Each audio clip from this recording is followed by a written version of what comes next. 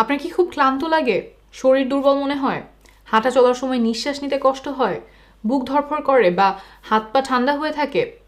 এগুলো শরীরে আয়রনের অভাবে রক্তশূন্যতার কারণে হতে পারে। অনেকেই এই সমস্যায় ভোগেন কিন্তু বুঝতে পারেন না। আমাদের মেয়েদের ক্ষেত্রে এটা খুবই কমন, কারণ প্রতি মাসে মাসিকের রক্তের সাথে আয়রন বের হয়ে যায়। বিশেষ করে যাদের একটু ভারী রক্তপাত হয় তাদের ক্ষেত্রে এটা হওয়ার সম্ভাবনা আরও বেশি। আপনারা ইন্টারনেটের মাধ্যমে যারা এই ভিডিওটা দেখছেন, আপনাদের মধ্যেও হয়তো কারো এই সমস্যাটা আছে, কিন্তু আপনারা এখনও জানেন না। অতিরিক্ত ক্লান্তি বা দুর্বল লাগা যে রক্তশূন্যতার কারণে হতে পারে, এইটা অনেকেরই জানা নেই। অনেকে মনে করেন যে আমার শরীরটাই বোধহয় দুর্বল, আমি আসলে এমনই, আমার গায়ে তেমন কোনো শক্তি নাই। ফলে আয়রনের অভাবে রক্তশূন্যতা ধরা পড়ে না, চিকিৎসাও হয় না। দেখা যায় যে মাসের পর মাস, বছরের পর বছর রোগটা শরীরে বাসা বেঁধে থাকে। এমন চলতে থাকলে শরীরে আরও অনেকগুলো অসুবিধা হতে পারে, যেমন রোগ প্রতিরোধ ক্ষমতা কমে যেতে পারে। তখন দেখা যায় বারবার জ্বর কাশি হচ্ছে, বারবার প্রস্রাবের রাস্তার ইনফেকশন সহ বিভিন্ন ইনফেকশন হতে পারে। এমনকি হার্ট ও ফুসফুসের জটিল সমস্যা হতে পারে। এই রোগ নিয়ে গর্ভধারণ করলে গর্ভে শিশুর নানান রকম সমস্যা হতে পারে। সময়ের আগে প্রসব হতে পারে, জন্মের সময় শিশুর ওজন কম হতে পারে। আবার কারো কারো আয়রনের অভাবে অনেক চুল পড়ে যেতে থাকে। এমনিতে আমাদের সবারই প্রতিদিন কিছু চুল পড়ে, সেটা স্বাভাবিক, কিন্তু যদি অনেক চুল পড়ে যেতে থাকে, সেইটার একটা কারণ হতে পারে আয়রনের অভাবে রক্তশূন্যতা।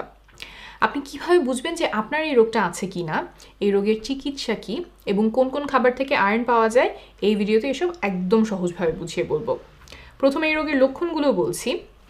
ক্লান্তি, শরীরে শক্তি কম পাওয়া বা দুর্বল লাগা, বুক ধড়ফড় করা, হাঁটা চলার সময় শ্বাসকষ্ট হওয়া, চোখ মুখ দেখতে একটু ফ্যাকাশে লাগা, মাথা ব্যথা, কোনো কাজে মনোযোগ দিতে সমস্যা হওয়া বা চিন্তাভাবনা করতে সমস্যা হওয়া, এই লক্ষণগুলো খুবই কমন।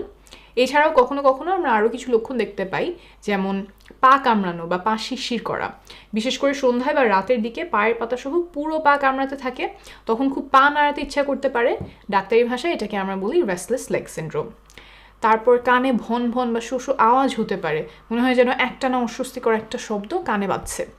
মুখের স্বাদ পাল্টে যেতে পারে, জিভে ঘা হতে পারে, ব্যথা হতে পারে, ঠোঁটের কোনায় ঘা হতে পারে। তারপর চুল ধোয়ার সময় বা চুল আঁচড়ানোর সময় অনেক বেশি চুল ধরতে পারে, গায়ে একটু চুলকানির মতো হতে পারে।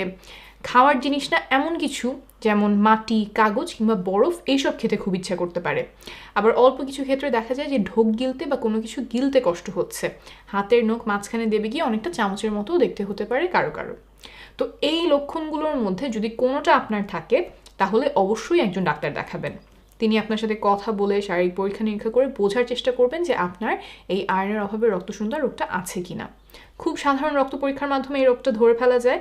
পরীক্ষাগুলো করতে খরচও খুব বেশি হয় না। সরকারি হাসপাতালে 150 থেকে 400 টাকার মধ্যেই করে ফেলা যায়। বেসরকারি প্রতিষ্ঠানে এর চেয়ে আরেকটু বেশি খরচ হয়। এই রোগটার চিকিৎসাও খুবই সহজ। রোগ ধরা পড়লে আমরা সাধারণত রোগীকে আয়রন ট্যাবলেট খেতে দিই। আয়রন ট্যাবলেট খেলে আস্তে আস্তে শরীরে আয়রনের ঘাটতি পূরণ হতে থাকে। টানা কয়েক মাস ধরে এই ট্যাবলেটটা খেতে হয়, সাধারণত 6 মাসের মতো। তাহলে ঘাটতি পূরণ হয়ে শরীরে পর্যাপ্ত পরিমাণ আয়রন মজুদ হয়। কারো কারো দেখা যায় যে আয়রন ট্যাবলেট খেলে একটু পেটে গন্ডগোল হয়, সেই ক্ষেত্রে ভরা পেটে আয়রন ট্যাবলেট খেলে এই সমস্যাটা কমে আসে। আয়রন ট্যাবলেটের পাশাপাশি আয়রন সমৃদ্ধ খাবারও খাওয়া প্রয়োজন, যাতে সেখান থেকেও শরীর কিছুটা আয়রন নিতে পারে। আপনার যদি আয়রনের অভাব নাও থাকে, তাও এই খাবারগুলো নিয়মিত খাওয়া প্রয়োজন, কারণ মাসিকের সাথে প্রতি মাসেই শরীর থেকে কিছুটা আয়রন বের হয়ে যায়। আর আয়রনের অভাব হলে প্রথম দিকে বাইরে থেকে তেমন কোনো লক্ষণ বোঝা যায় না। তাহলে কোন কোন খাবার থেকে ভালো পরিমাণে আয়রন পাওয়া যায় সেগুলো এখন বলি। কলিজা, বিশেষ করে গরুর কলিজা আয়রনের খুব ভালো উৎস, তবে গর্ভকালীন সময়ে কলিজাটা খাবেন না। যদি খুব অল্প পরিমাণে খেয়ে ফেলেন, সেটা নিয়ে দুশ্চিন্তা করবেন না। তারপর গরুর মাংস, মুরগির মাংস, এগুলো থেকেও ভালো পরিমাণে আয়রন পাওয়া যায়, তবে গরুর মাংসটা একটু পরিমাণ মতো খাওয়ার চেষ্টা করবেন। 3 নাম্বার হলো ডাল, যেমন মসুর ডাল, মুগ ডাল, মাসকলাইয়ের ডাল। একটু ঘন করে ডাল খাবেন, তাতে বেশি পরিমাণে ডাল খাওয়া হবে আর সেখান থেকে শরীরে আয়রন পেয়ে যাবে। 4 নাম্বার হলো ডিম, সহজলভ্য একটা খাবার এবং আয়রনের ভালো উৎস। এরপর হলো শাক, যেমন পালং শাক, পুঁই শাক, লাল শাক, কচু শাক, ডাঁটা শাক, লাউ শাক, নোটে শাক, পাট শাক, বিভিন্ন ধরনের শাক থেকে আয়রন পাওয়া যায়। তারপর ছোলা আয়রনের ভালো উৎস। বিভিন্ন সবজি যেমন মটরশুঁটি, ব্রকলি, খোসাসহ আলু, টমেটো, এগুলো থেকেও খানিকটা আয়রন পাওয়া যায়। আর শেষ খাবারটা যেটা বলবো সেটা হলো কাজু বাদাম, পেস্তা বাদাম, কিশমিশ, এগুলোতেও আয়রন আছে। দিনে 1 মুঠের মতো খেতে পারেন, বেশি খেলে আবার ওজন বেড়ে যেতে পারে, তাই এটা নিয়ে একটু সতর্ক থাকবেন। আর কিশমিশ অন্য খাবারের সাথে খাবেন, না হলে দাঁত ক্ষয় হয়ে যাওয়ার সম্ভাবনা বাড়ে। এই ভিডিওতে অনেকগুলো তথ্য দিলাম, সব হয়তো আপনার মনে থাকবে না। ইন্টারনেটে সহায় হেলথ লিখে সার্চ দিলে এবং গ্রামীণফোনের ইউটিউব চ্যানেলে গেলে এই বিষয়সহ অন্যান্য অনেক বিষয়ে নির্ভরযোগ্য তথ্য পেয়ে যাবেন। আপনার জন্য অনেক শুভকামনা থাকলো।